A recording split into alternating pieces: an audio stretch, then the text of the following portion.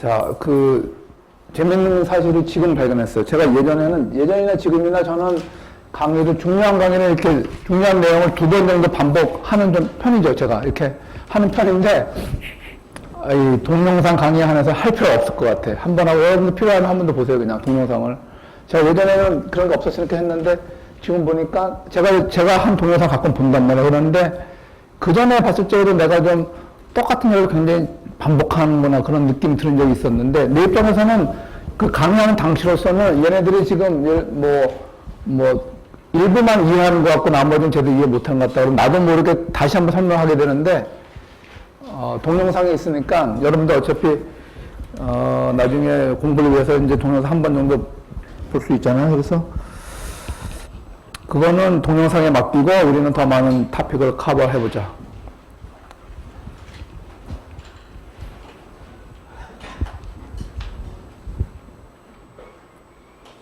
지난번에 얘기했던 거 다시 한다면, 일단 그럼 프리페이가 언제 발생하는가, 무엇이 프리페이의 발생 빈도를 결정하는가. 일단 현재 시장 이자율이 낮으면은, 예전에 높은 이자율로 돈을 빌린 사람은 낮은 이자율로 다시 빌려서 예전에 부채를 갚아버리고 리파이낸스를 하고 싶어 하겠죠.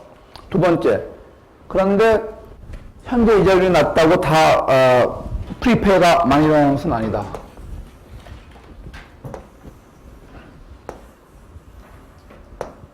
여기 10%, 여기는 3%.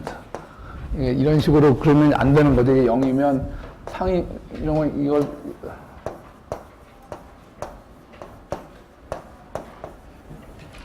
조언트 스케일 그러면은 척도에 맞게 그러겠다는 얘기고, 이거는 이제 not 조언트 스케일이 되는 거예요. 3%가 7% 더 크게 그랬으니까, anyway. 지금 현재 시간이고, 한 10년 됐어요. 이자율이 현재 3%니까 시장 이자율이 두 가지 경로를 거쳐서 올 경우가 있는데, A 같은 경우는 과거에 높았다가 조금 더 극적으로 하면은 여기서 이렇게 떨어지는 경우고, 갑자기. 그러면 만약 이자율의 경로가 지난 10년 동안에 이자율이 이렇게 높았다가 갑자기 낮아지면은 높은 동안에는 프리페이가 발생하지 않았겠죠. 이자율이 높았으니까. 이때는 같은 3% 이자율 수준에서 낮은 이자율이 됐기 때문에 프리페이가 많이 발생하지만, 같은 3% 수준이라 하더라도 예전에 이자율이 등락 5에 내려했다 그러면은 이때도 프리페이가 발생할 수 있고, 이때 다섯 번째 프리페이 발생 기회니까, 이때는 이미 지난번 4번 동안에 프리페이가 발생할 기회가 주어졌을 적에 프리페이를 많이 했다. 그러면 이때는 프리페이가 발생한다 하더라도 굉장히 적은 사람들만 프리페이를 하겠죠. 그래서 현재 이자율 수준만의 함수가 아니라 과거 이자율 경로의 함수이기도 하다. 지금 오늘 프리페이가 어느 정도 많이 발생하는가는 그런 뜻입니다.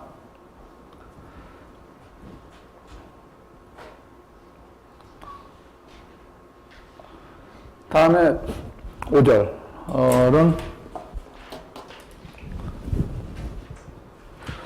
WAM, 지난번에 공부했었죠, 우리가. WAM, 모기지론 기초 모기지론 풀의 평균 만기입니다. 여러 가지 모기지론들의 평균 만기를 WAM이라고 하는데, 이거는 그냥 명목상의 만기를 그대로 집어넣은 거고, 이제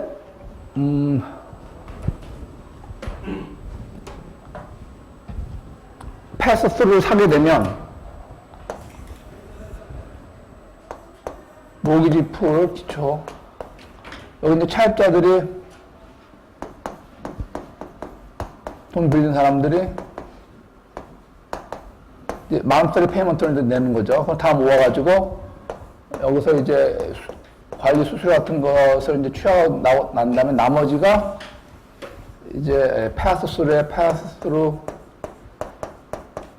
캐시플로가 들어오는 거죠. 그래서 이 캐시플로가 투자자들한테 들어가는 거다. 그러므로 여기서 이제 우리가 WAM을 계산했어요. 이거는 명목상의 방법을 그대로 100% 그대로 활용한 거고, 여기서부터는 이제 조기상환, 실제 돈 받는 사람 입장에서는 프리페이가 발생할 수 있기 때문에 프리페이를 감안한 캐시플로우를 계산해보는 게 더 중요하죠. 투자자 입장에서는 이 사람들은 뭐 자기들이 원하는 프리페이를 하는 거지만, 그래서 새로운 WAM 말고 Average Life라는 새로운 그 척도를 계산을 해보니까, 척도를 만들어서 계산을 해보니까 척도를 이런 식으로 만들었어요. 이건 한마디로 얘기하면 그냥 T라고 생각하면 돼요. T인데 왜 T라고 나는 12를 했는가 하면 T를 이제 마음수로 표현했기 때문에 1년이면 12개월째인데 이걸 12로 쓰기 때문에 이렇게 12로 다시 나눈 것 뿐이지, 이건 그냥 한마디로 타이밍이에요. 타이밍.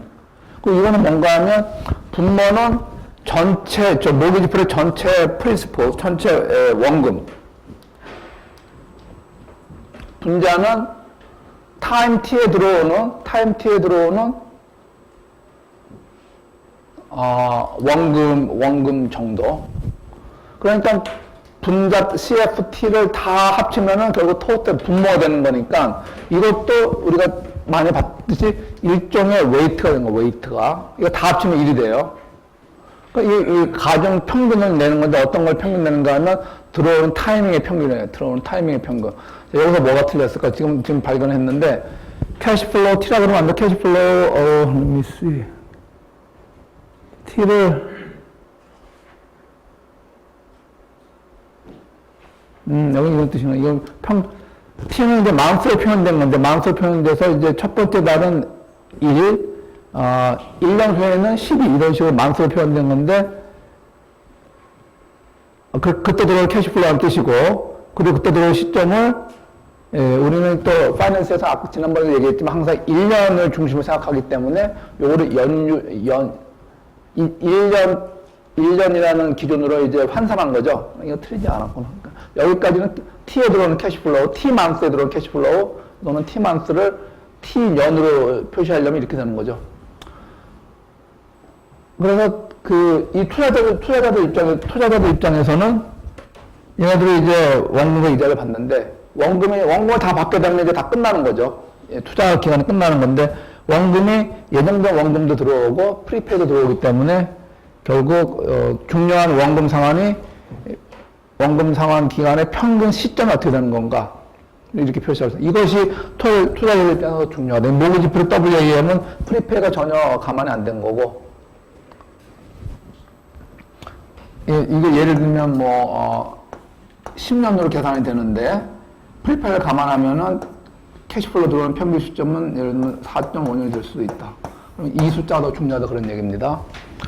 그래서 이 정의를 보니까 우리가 많이 봐왔던 거 조금 비슷하죠. 뭐 비슷해요? 마크로드레이션. 좋습니다. 마크로드레이션하고 비슷하죠. 그런 뜻입니다, 이 개념은. 예를 들면 5번째 5개월째 들어오는 원금을 계산한다면 어떻게 됩니까? 우리 그 표를 다시 보면 5번째 들어오는 원금은 두 가지가 있죠. 애초에 원래 예정된 이 마운스리 페이먼트에 들어가 있는 원금 상환이 있고, 또 이 SMM에 의해서, CPR에 의해서 우리가 추정하는 프리페이가 있어서 이거 두 개 합친 것이 이제 원금 상환이 되는 거죠. 그러면 5번째 달에는 원금 상환이 이만큼 이루어진다고 우리가 아까 거기 공식에 집어넣어서 평균 라이프를 계산해 볼 수 있다, 그런 뜻이 되겠습니다. 이 캐시플로우를 다시 한번 얘기한다면, 이 사람들이 만스리 페이를 이렇게, 이 사람들의 만스리 페이가 5번째 달에 만스리 페이 이 정도가 된다. 만스리 페이가 이 정도 되는데, 이 사람들 얼마만큼 받는가 하면, 여기서 일부는 피로 나가고, 나머지 일부는 이제 하나는 여기 인터레스트로, 하나는 프린시플 페이로 나간다, 그런 얘기예요. 그렇지만 이 사람들은 이만큼을 이제 이자로 내는 거지. 이자를 이 사람들에게 부담하지만 기관이 일정 수수료를 취하고 나머지 부분을 이자로 넘겨주니까 원금은 똑같아요. 이 사람이 내가 요번 달에 페이했다 생각하는 원금이나 이 사람들이 받는 원금은 같은데 단지 이 사람들이 페이한 인트레스트와 이 사람들이 수취한 인트레스트는 틀리다 그런 얘기죠.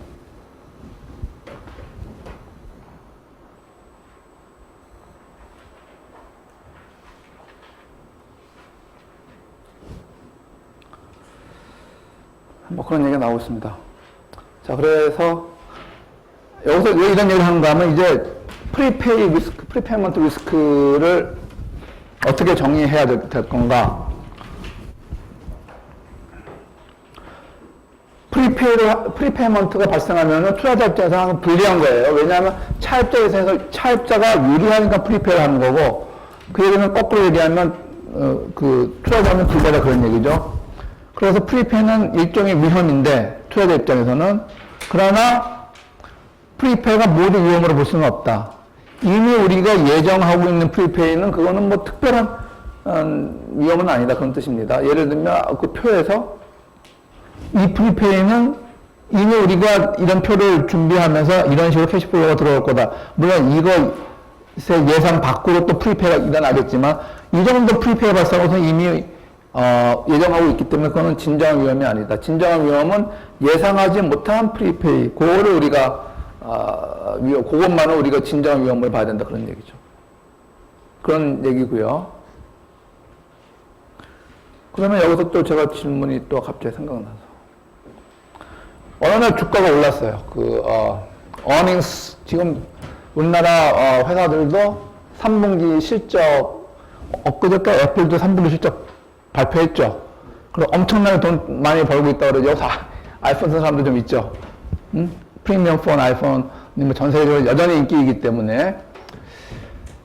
그래서 지금 이제 최근에 그 3분기 회사 그 실적들 많이 발표하고 있는데, 그 earnings announcement라고 합니다.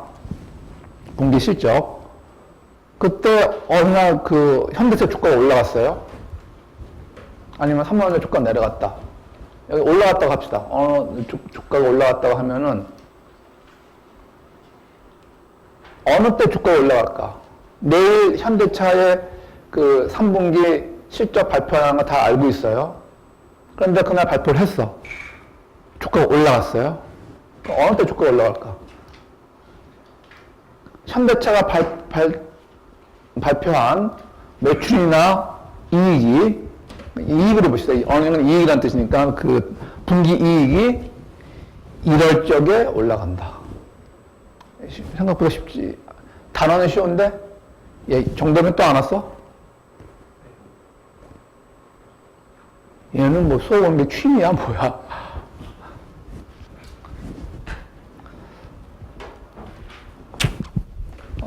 어느 때 올라올까?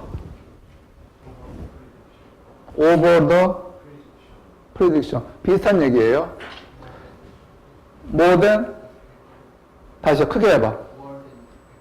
정확한 영어로 하면 저런 뜻이야. More than expected. Higher than expected. 사람들이, 애널리스트들이 예상한 한 주당 이익이 어느 정도였는데, 그것보다 올라가면 그때 비로소 주가 올라가는 거예요. 왜냐하면 그 전까지는 사람들이 예상한 것은 이미 그 전날 주가가 다 반영되어 있죠. 그런데 그 예상보다도 더 많이 올라가면 올라가는 거고, 애플의 주가 언제 내려갑니까? 애플이 3분기에도 돈을 많이 벌었는데, 사람들이 이미 돈을 많이 벌 걸 예상했는데, 그것보다는 적게 벌었다고 한다면, 그때는 주가가 또 내려가는 거예요. 그래서 예상하지 못한 것이야말로 그것이야말로 그 사람들한테 어떤 쇼크를 주는 거지, 이미 예상한 조기 상한은 이제 위험으로 볼 수 없다 그런 얘기입니다.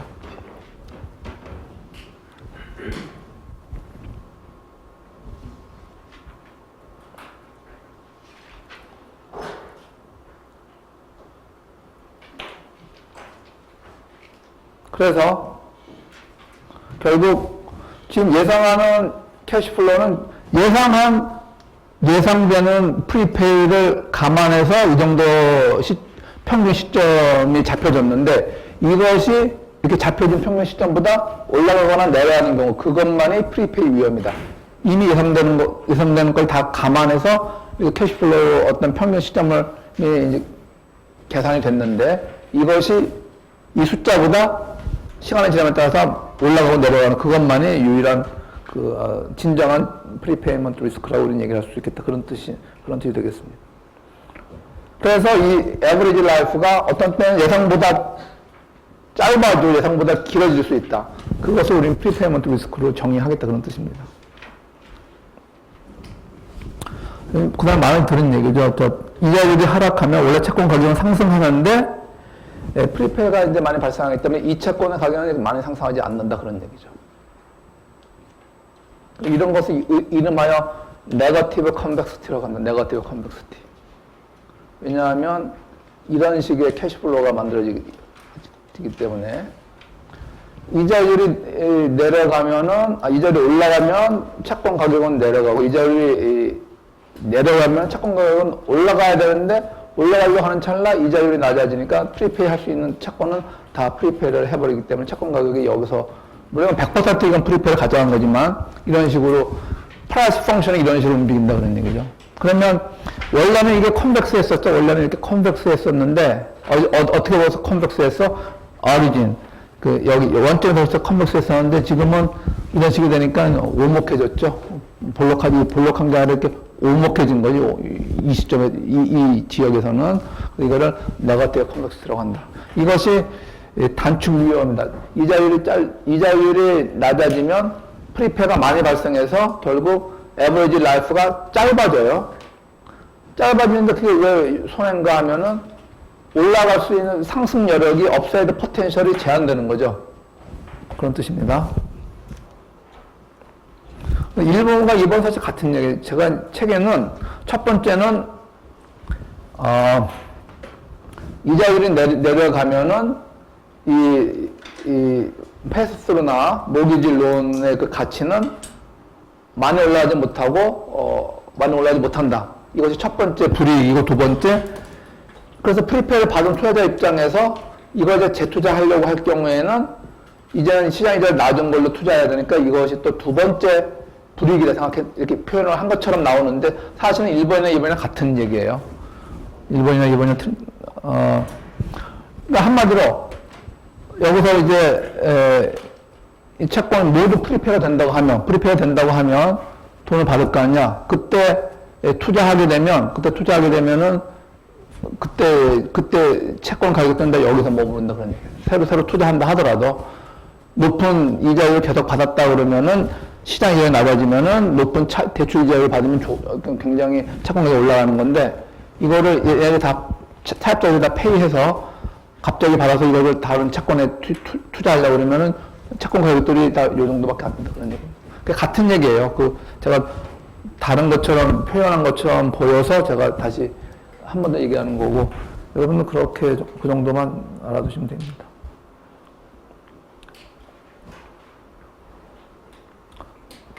두 번째는 연장위험. 연장위험 뭡니까? 이자율이 높아지면 투자자 입장에서는 프리페이 하면 좋아 안 좋아? 프리페이를 받으면 좋아 안 좋아? 투자자 입장에서는 좋죠. 예를 들면 이 모기지 패스웨이 이자율은 7%였는데 이자율이 이제 10%가 됐어. 그러면 얘네들이 프리페이를 하면 이때는 돈 받아가지고 있는 10%로 투자하니까 더 좋죠. 근데 이때는 사람들이 차입자들이 프리페이를 할까 안 할까? 잘 안 하겠죠.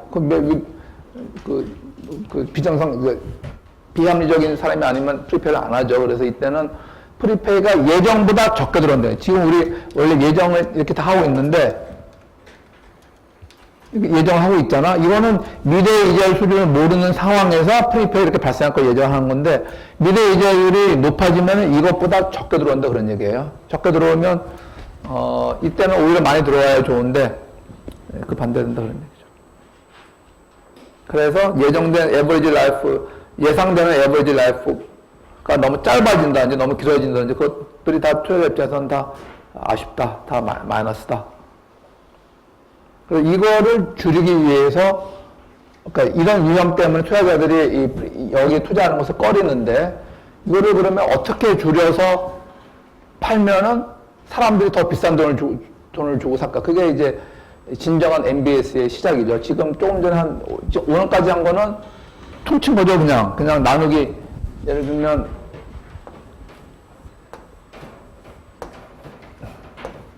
모기지 론이 ABCD가 있는데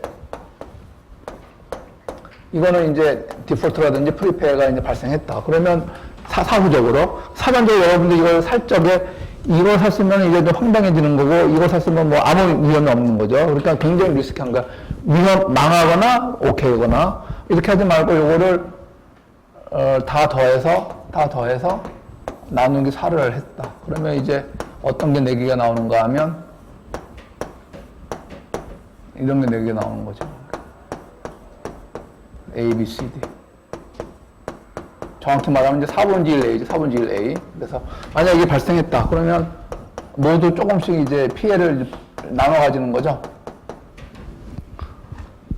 지금까지는 이렇게 했어요. 이거보다는 위험이, 분산 효과 때문에 위험이 덜하다고 생각해서 이거보다는 이걸 하나하나 개인적으로 개별적으로 사는 거 다 합친 거보다는 이거를 사서 다 합친 게 더 비싸게 팔리더라.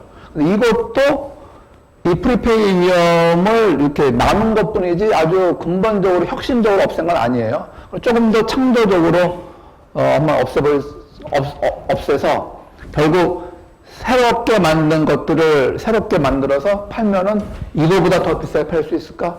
팔 수 있다 그런 얘기. 이거를 너무 많이 하다 보니까 어떤 일이 벌어졌어? 이걸 자꾸 하다 보니까 점점 이거는 전체가 100달러에 팔렸는데 이렇게 하니까 110달러에 팔리고 또 이걸 또 복잡하게 하니까 120달러에 팔려. 나중에 이게 1000달러에 팔려. 여기서 돈 내주는 사람은 이 사람들의 신용 위험과 프리페이 리스크가 똑같은데 뭐 어느 정도 올라갈 수 있겠지. 마지널이 올라갈 수 있겠지만 뭐 이렇게 팔려. 그러다 어떤 일이 벌어졌어요? 그러다가 이제 뻥 터진 게 사우 프라임 모기지 크라이시스에 미국에서 터진 게. 근데 그런 것들을 굉장히 많은 그 금융기관들이 사고 있었기 때문에 연달아서 다 터져버린 거예요. 연달아서.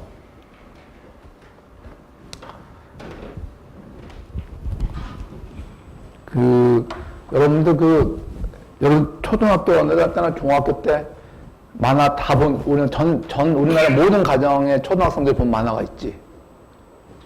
어떤 만화? 불량 만화 아니라 권장 만화. 중학교나 초등학교 때, 아니면 고등학교 때, 아니면 심지어 대학교 때. 어떤 만화인지 모르겠어요? 네?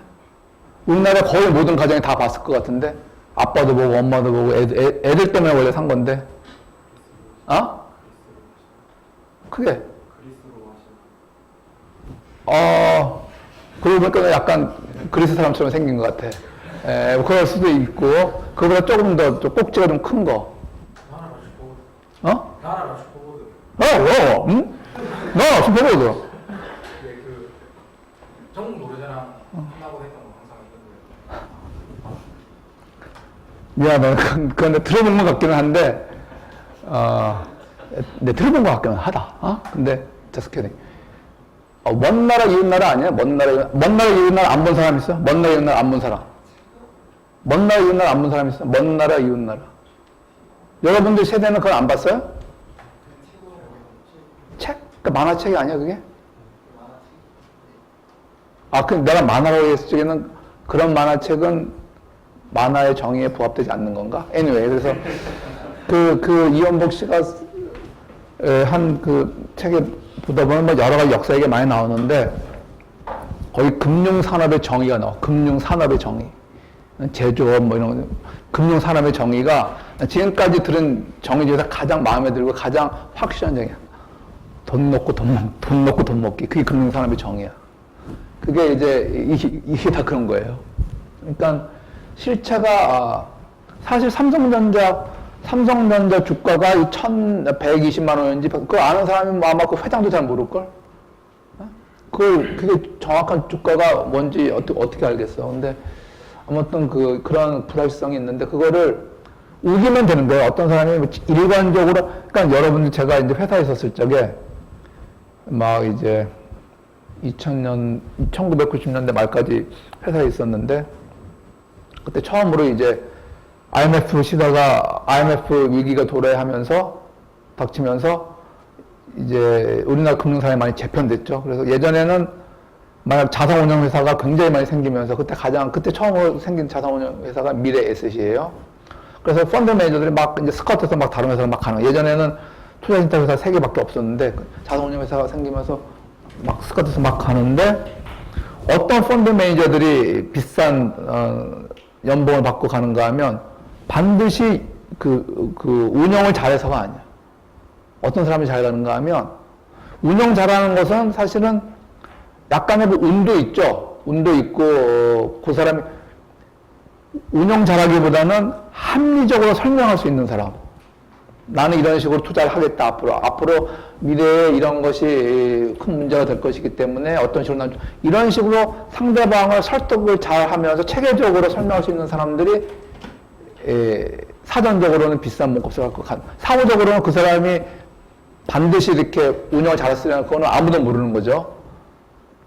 그렇잖아. 보통 그 FA 선수들 엄청난 몸값을 받고 가지만 그런 선수들 중에 잘하지 못한 선수도 굉장히 많잖아. 사후적으로.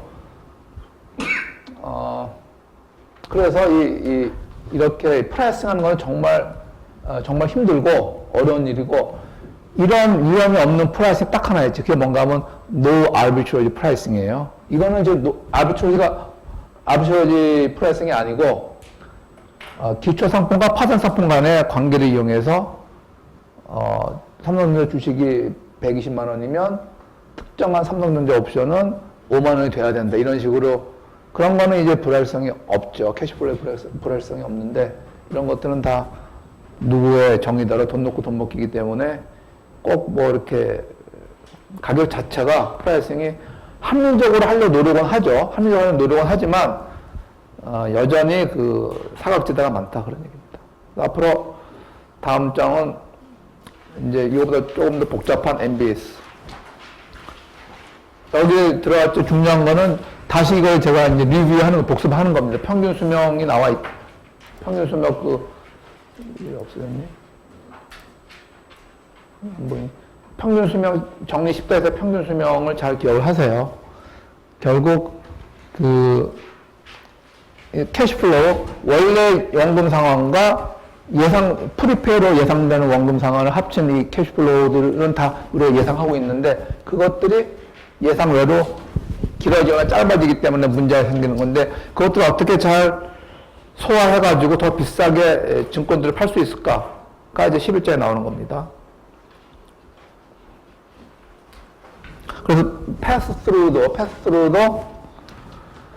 약간 완전히 프리페이 리스크를 서로 분산 이렇게 나눴을 뿐이지 이거 없앤 건 아니죠. 그래서 근본적으로 제거할 수 없기 때문에 패스스루도 여전히 투자자들 입장에서는 그렇게 만족스러운 증권이 아니다.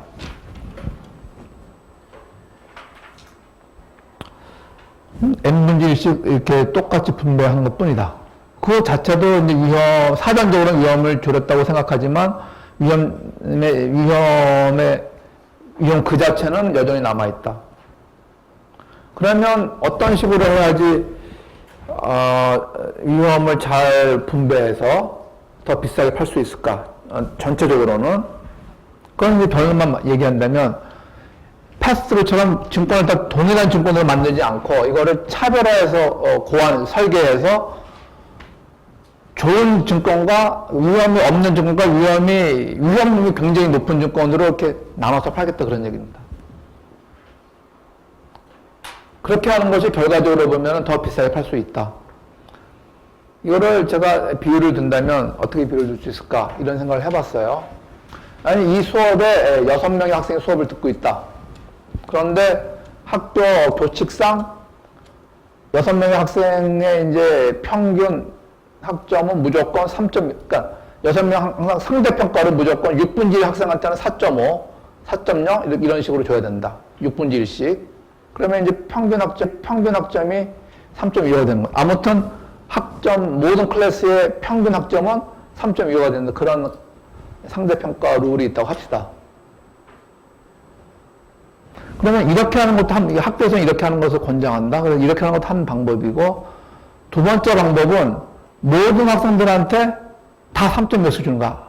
결과 상관없이. 이것도 평균 학점이 3.25가 되고 총 학점이 19.5가 되는 거예요. 아니면 이렇게도 할 수 있어. 3분의 2 학생한테는 4.1을 주고 3분의 1 학생한테는 1.35를 주고. 그러면 지금 이런 대표적인 세 가지 방법을 내가 제시를 했는데, 분명히 학생들한테 당신은, 학점 시스템을 이게 세 개를 가능하다고 하면 여러분들은 어떤 학점 시스템을 원합니까? 하고 학생들 설문조사를 하잖아? 그러면은 분명한 것은 모든 학생들이 1, 2, 3에 대해서 무차별, 인디프런트 하지는 않겠죠. 자기의 어떤 선호가 있겠지. 스스로 이제 나는 그래도, 그러니까 스스로 자신의 어떤 그 공부 열성과 실력에 자신이 있다고 하는 사람들이 더 많다면, 예를 들면, 예를 들면은 이거 할 수가 있어. 다 나는 4점을 받을 수 있다 생각을 한다면. 아니면 4.5까지 못 받더라도 내가 3분지 이상, 상위 3분지 66% 안에 든다고 생각하는 사람들이 더 많다면은, 대다수가 이걸 선택할 수도 있고, 만약, 나는 시험 보면은 항상 여기서 머물 것 같아. 이런 학생들이 대부분이나 그렇게 자신감 없는 학생들이 많다면은 차라리 이걸 선택하겠죠. 그래서 어떤 걸 선택하는가에 따라서 이거는 똑같지만 학생들의 뭐가 틀려져요? 효용이 틀려져, 효용이. 유틸리티가, 이런 시스템의 유틸리티가 틀려지는데 그러니까 집단 효용이 가장 큰 걸로 이제 선택을 하게 되겠죠. 그 모든 학생들한테 원하는 시스템을 선택하라고 한다면 똑같이 33% 이렇게 똑같은 선호도 나오진 않을 거다. 예를 들면 이것이 가장 효용이 높은, 집단 효용이 가장 높은 방법을 한다면 우리는 조금 전까지 효용을 얘기했지만 이게 시장에서 이게 가장 효용이 높다. 이 시스템이 가장 효용이 높다 그러면 시장에서는 그게 뭐로 나타나요? 가격으로 표시가 되겠죠. 그래서 더 비싸게 팔린다 그런 얘기, 이런 것들이. 그런 논리로 생각할 수가 있다. 아니면 제가 지난번에 얘기를 했나요? 아파트를 지을 그 대지가 100평이 있는데 이거를 어떤 식으로 지어서 파는가? 100평짜리 하나를 지어서 팔 수도 있고 이렇게 팔 수도 있고 여러 가지 컨비네이션이 있겠죠. 그러면 이제 어떤 건설사들은 예를 들면 이런 거를 대부분 더 선호하더라. 다른 거보다. 그 유일한 이유는 그렇게 해서 팔 적에 토탈 그 아파트 가격이 아파트를 더 비싸게 팔 수 있더라. 그것 때문에 그런 식으로 하는 거예요. 그거는 답이 하나밖에 없죠. 건설사 입장에서는. 그래서 이 모기지 풀을 이렇게 어떤 식으로 나누는가, 어떤 식으로 좋은 증권, 나쁜 증권, 아니면 똑같은 증권을 한다든지 그렇게 차별화해서 여러 가지 컨비네이션을 만들 수가 있는데 사람들의 시장에서의 그 특정 컨비네이션 수요가 가장 높은 거를 만들었을 적에 가장 비싸게 팔 수 있는 거죠.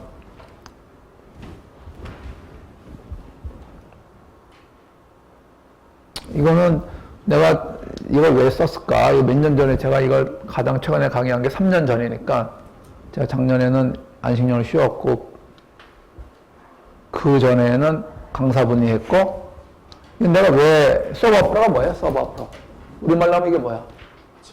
예? 드라마 우리말은 드라마예요. 서버프로가 꼭 아침 드라마만 얘기하는 것 같아요? 난 드라마라고 알고 있었는데 아침 드라마라고? 오케이, 하여튼 드라마라는 얘기는 잘 안 하고 서버프라는 얘기를 많이 합니다. 하여튼 이건 내가 왜 이렇게 표시했을까 생각을 해보니까 아마도 이런 거겠죠.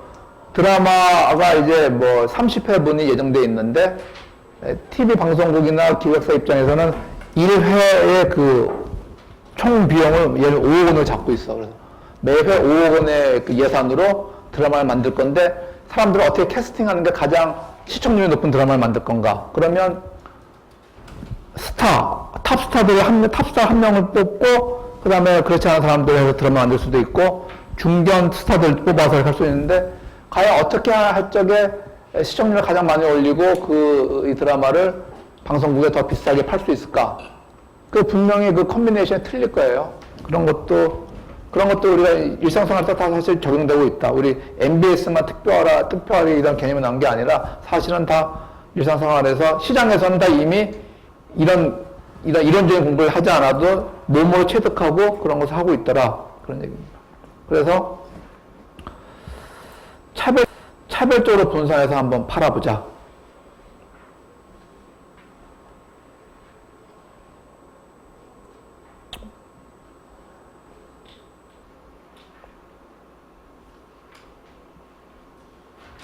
그러면 뭐 이런 질문을 할 수 있겠죠. 여전히 그렇게 차별화한다 하더라도 애초에 차입자들이 프리페이하는 것을 막을 수는 없죠. 그건 여전히 똑같죠. 근데 왜 막 차별화해서 판다고 더 비싸질까? 더 비싸게 팔 수 있을까? 그거는 조금 전까지 설명했지만 이렇게 이런 식으로 모든 증권을 동일하게 이제 만들어서 파는 것보다 좋은 증권, 나쁜 증권에서 팔 적에 좋은 증권은 비싸지겠죠. 비싸게 팔려고 나쁜 증권은 싸게 팔릴 텐데 상대적으로 좋은 증권의 가격이 올라가는 게 나쁜 증권의 가격이 내려가는 것보다 더 크다 이 말이에요. 똑같지는 않다 그런 얘기예요. 시장의 투자자들의 심리나 그 효용 함수가 그래서 그런 짓을 한다. 투자자들이 정말로 싫어하는 거는 불확실성인데 이렇게 하면 여전히 불확실성이 한 고통이 남아있는데 불확실성을 거의 없앤 증권을 판다든지 아니면 불확실성이 굉장히 높은 증권을 팔면 어차피 그 증권을 사는 사람들은 이거 굉장히 이 갈비지구나 이거 완전히 안 좋은 투자 대상이라고 생각해서 이미 마음의 준비를 하고 사. 근데 이런 거는 마음의 준비를 안 하고 샀다가 이제 펑펑 터지면은 사람들이 이제 당황하고 스트레스 받는 거죠. 그런 설명도 나와 있습니다. 그래서 몇 가지 기본적인 유형을 하고 그 다음에는 이제 조금 더 아주 극단적인 유형을 이제 하겠습니다.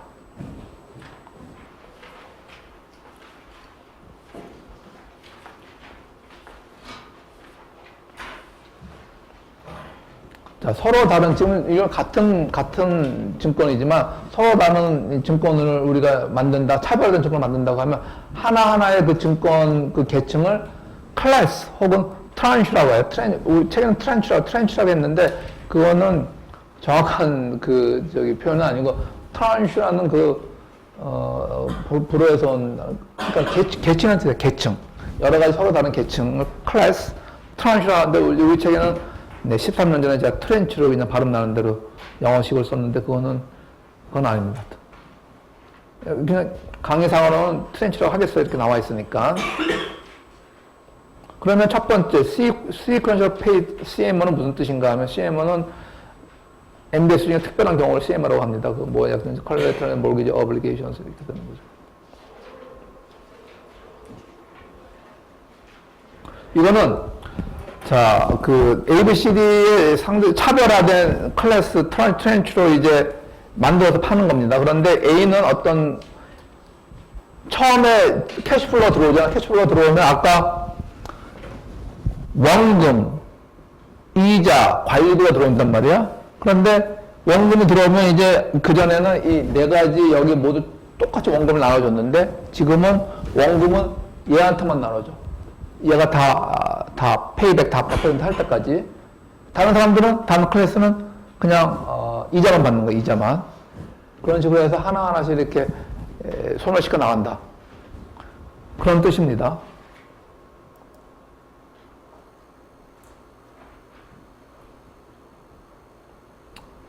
뜻은 그런 뜻인데 표를 보니까 좀 복잡해 보이죠?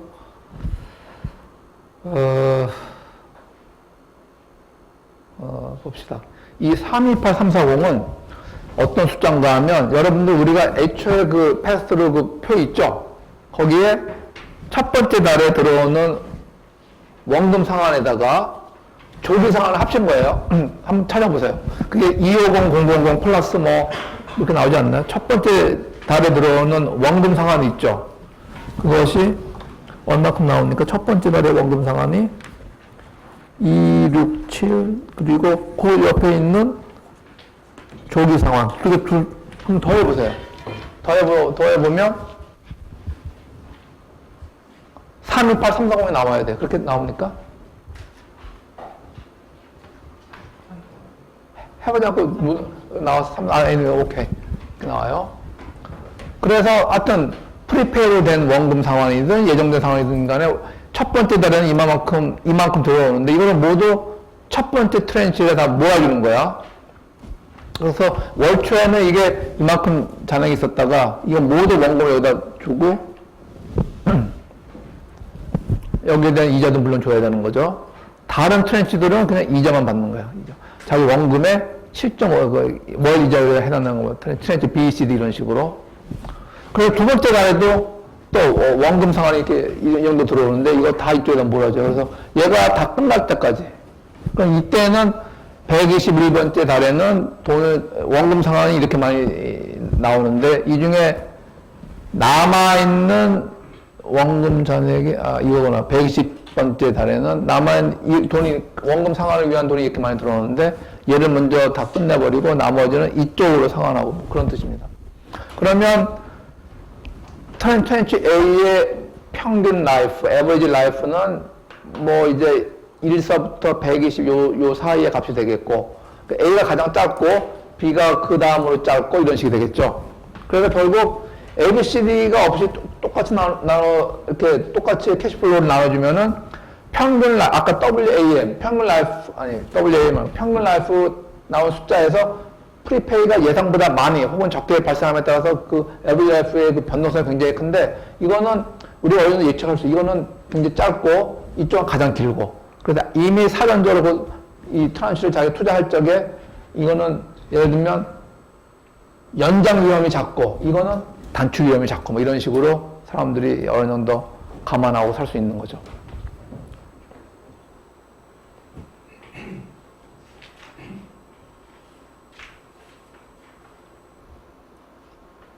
그래서 A, B, C, D 트랜시의 에버리지 라이프가 달라지다. A는 에버리지 라이프가 굉장히 짧고 B, C 들어갈수록 이제 더 평균 시점, 캐시플로 들어오는 시점이 더 늦어지는 거죠. 그거는 다른 말로 하면 A의 경우에는 이 위험이 굉장히 작고 B의 경우에, D의 경우에는 단축 위험이 감소된다. 혹은 또 다른 일단 좋은 점만 얘기를 해볼게. 나쁜 점도 있겠지만 그럼 D 같은 경우, A 같은 경우는 또 뭐가 좋을까? 미리 모든 원금은 얘가 이제 모든 원금은 얘가 다 받으니까 얘 이제 그 모든 캐시플로우 다 받을 때까지. 그러니까 만약 디폴트가 발생한다. 차입자들 중에 일부는 디폴트가 발생한다고 하면 그 만기까지. 그러면 그 디폴트도 이제 사실 우리 디폴트까지 우리 여기서 다루고 있지 않지만 그럼 디폴트가 똑같이 나누는 거예요. 똑같이 손해보는 건데 디폴트 예를 들면 그 디폴트가 20%가 디폴트가 났다. 근데 A가 받을 원금은 몇 퍼센트 이하이면은 A는 영향을 안 받죠. 몇 퍼센트 이하면 영향을 안 받아요? 80% 이하면 영향을 안 받죠. 전체 원금이 100억인데 만기까지 결국 20억이 디폴트가 났어요. 그런데 A가 받을 원금은 70억이야. 그러면 디폴트 난 거고 나머지 80억은 들어오는 거죠, 결과적으로. 그러니까 70억까지는 아무 문제 없죠. 그러니까 80억 될 때까지 아무 문제 없는 거죠. A는 디폴트 리스크가 없는 거지. 좋은 점만 얘기한다면. D는 디폴트 리스크가 굉장히 큰 거. 얘 원금이 뭐보다 작으면 100% 디폴트야. 얘 원금이 몇보다 작으면 100% 디폴트 하나도 못 받습니까? 20억보다 작으면 하나도 못 받는 거지. 그러니까 이제 나쁜 점이 있지만 얘는 이미 이거 살 적에 그걸 알고 사죠. 나는 D다. 나는 D 클래스 사는 거니까 그러니까 가격이 많이 다운되겠지. 그래서 여기 다운되면 여기 올라가는 게 이게 더 크다. 뭐 그런 얘기가 되는 겁니다.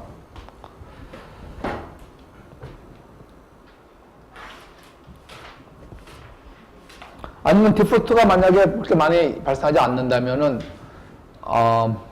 D 같은 경우에는 굉장히 오랫동안 계속 이자만 받다가 나중에 원금 받게 되는 건데, 7.5% 이자율이 시간이 지남에 따라서 상대적으로 높은 이자율로 판명이 됐다면, 지금 같으면은 이제 7.5% 이자율 굉장히 좋은 이자율이죠. 그러면 얘는 굉장히 회피한 거죠.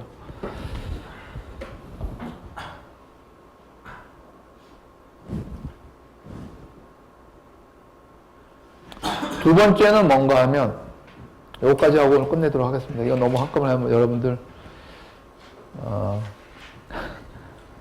점점 그 수업 배우는 게 조금 더 마음의 평화를 주는 그런 내용을 배웠으면 좋겠는데, 점점 그냥 복잡해지고, 표가 이렇게 많이 나오고, 시험은 어떻게 나옵니까?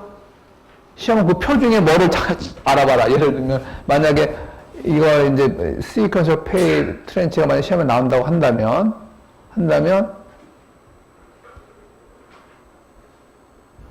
뭐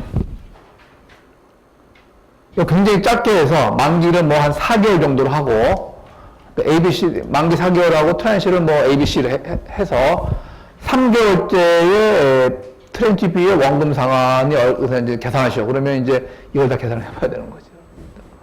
근데 사실 항상 얘기하지만 이거는 복잡한 물리학을 푸는 게 아니라 더하기 빼기 문제 사실은 여러분들 한 번만 이해만 하면은 그러니까 이거는 사실 지난번에도 우리 파악이 됐지만 무슨 CPA 공부하는 애들한테 가장 유리해. 걔네들은 이제 항상 숫자만 가지고 사니까는 숫자가 굉장히 친근한데 일반적인 경제학도들은 그렇게 공부하진 않죠.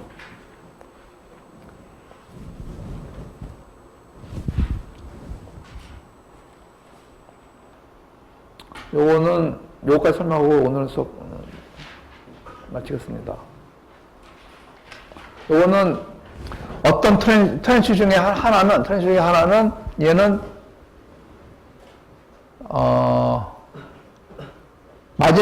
맨 마지막에 원금을 받는데 이게 이거는 그러니까 조금 전에 같은 경우에 적어도 BCD가 이자는 받았죠, 이자는. 그런데 얘는 이자도 못 받아. 그럼 누가 이런 증권을 좋아합니까? 물론 이자를 만약 못 받는다면은 그게 감안돼서 가격에 반영되겠지만 이자를 못 받는 대신에 모금이 증가하는 그런 케이스예요. 그럼 이자는 못 받지만 자기 원금이 증가했으니까 뭐 같은 얘기죠. 캐시플로우의 시점만 틀려지는 거죠. 그래서 요거를 조금 전에 배웠던 거와 비교를 한다면 조금 전에는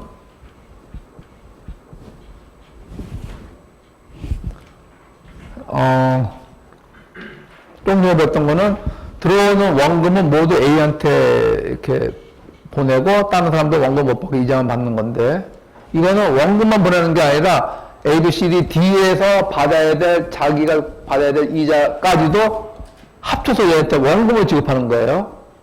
그게 좀 틀리죠. 그러니까 분명히 이렇게 하다 보면 트렌치 A의 라이프가 짧아지겠죠. 그렇죠? 그래서 계속 다른 건 다 똑같고 B, C는 다 계속 이자만 받고 여기선 이름을 붙인 Z라는 클래스는 이자는 못 받고 원금만 계속 이제 올라가는 그런 케이스가 되겠습니다.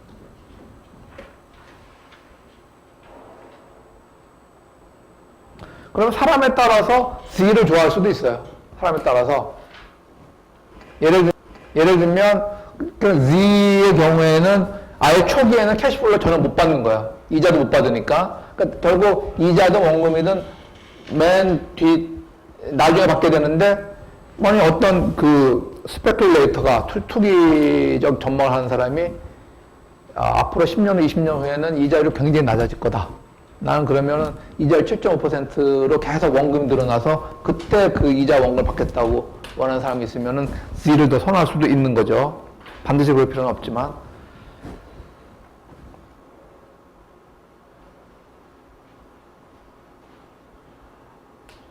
나머지는 읽어보십시오. 읽어보시고. 그러면 Z라는 트렌치를 투자자는 이자를 못 받고 원금이 이제 늘어나는 겁니다. 그러면 뭐 중요한 얘기는 아니지만 그러면 이게 우리말로 하면 이게 괄호에 뭐가 들어야 될 것 같아요. 이 G 트렌치를 산 투자자는 이자는 못 받아요. 그래서 어떤 이자는 못 받지만 어떤 이자를 받는 셈이다. 이자는 못 받는데 못 받는 것만큼 원금 늘어난다. 그러면 그 얘기를 이렇게 얘기할 수 있어요. 이렇게. 뭐 어려운 얘기 아닙니다. 이 괄호 첫 번째, 두 번째 사실 파이낸스에서는 좀 자주 쓰이는 말이기도 해요. 이건 특별한 파이낸스 용어는 아닌데 어떤 이자는 못 받지만 어떤 이자는 받는 셈이다. 조금 어렵다 이거.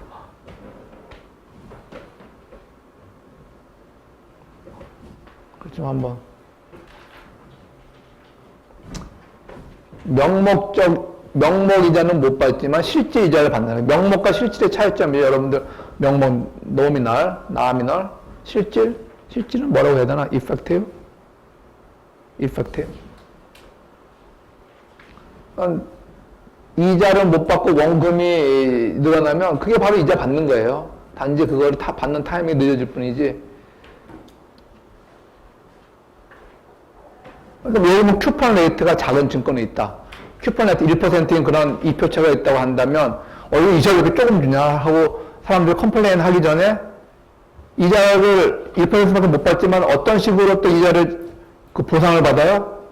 가격이 채권 가격 엄청 싸겠죠. 그래서 채권 가격이 자꾸 올라가니까 그게 결국 이자로 받으나 채권 가격이 올라가서 캐피털 게인을 얻게 되나 그게 같은 얘기죠. 이게 그런 얘기네. 문제가 두 번째 문제. 근데 이제 어려운 문제는 아니고 이건 뭐에 대한 문제야? 패스트로. 지난번에 배운 거니까 오늘 배운 건 저렇게 좀 복잡한 건 아니고 패스트로 이 정도는 여러분들이 다 문제를 풀 수 있어야 돼요. 그래서 이게 36개월째. 아니, 그래서 이게 뭐야? 두 번째. 만기는 이거였는데 문제는 이제 만기가 3년짜리인데 두 번째 줄에 그 엑셀 여러분들이 그 만들 수 있으면 되는 거예요.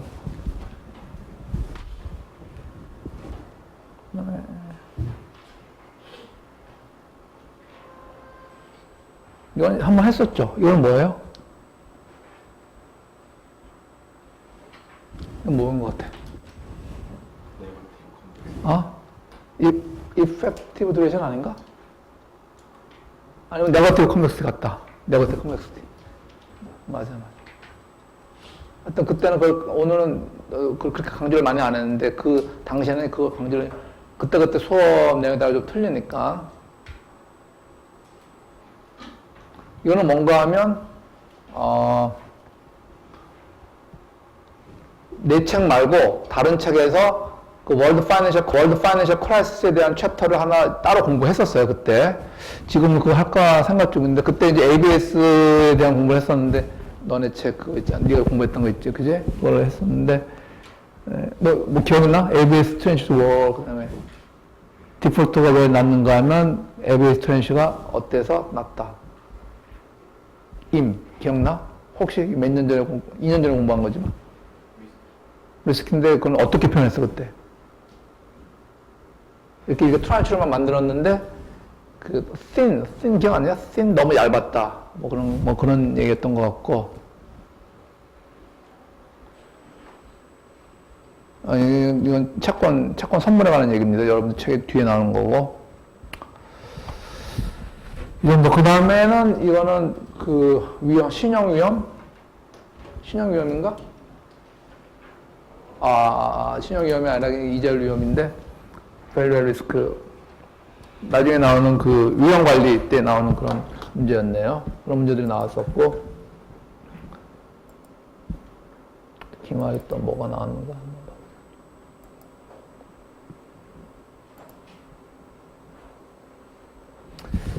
제가 지난번 중간고사에는 이렇게 표현을 안 했는데 그 글 쓸 칸이 부족해서 만약 문제가 잘못되어 있을 수도 있어요. 그러면 여러분들은 항상 제 시험 스타일은 만약 이거 분명히 문제가 잘못돼 아니면 어떤 필요한 정보가 없다 생각이 되면 여러분들이 그냥 가정을 하고 이제 풀면 되는 거예요. 그럼 제가 이제 그거에 따라 계산할 테니까 채점할 테니까 이것도 신용 위험에 관한 밸류얼 리스크 신용 위험이지 부도 얘기니까 이거 신용 위험에 관한 얘기고 이건 나중에 여러분들 배웁니다.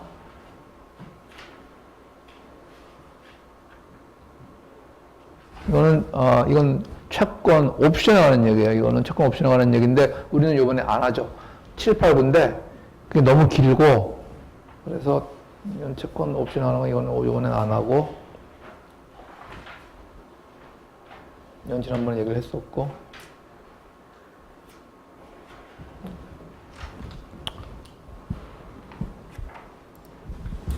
오늘 여기까지 하도록 하겠습니다.